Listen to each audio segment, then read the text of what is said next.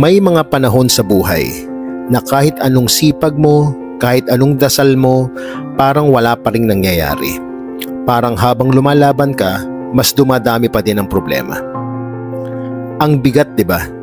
Yung tipong gusto mo lang sumuko kasi paulit-ulit kang nasasaktan.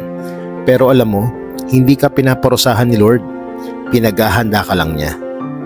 Lahat ng sakit, lahat ng pagod, lahat ng luha, may dahilan yan. Hindi mo lang nakikita ngayon, pero darating ang araw, maiintindihan mo kung bakit kailangan pinagdadaanan ng lahat ng yan. Ginagamit ni Lord ang mga pagsubok para patatagin ka, hindi para sirain ka, para ihanda ka sa mga biyayang mas malaki pa sa mga nawala sa iyo. Kaya kahit mahirap, huwag kang bibitaw, patuloy kang maniwala, patuloy kang magdasal, patuloy kang lumaban kahit pagod ka na.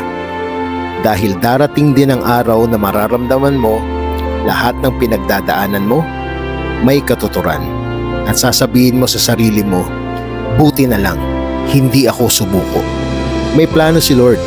Huwag kang mawawalan ng pag-asa, huwag kang mawawalan ng pananampalataya. Thank you for watching. Please like and follow.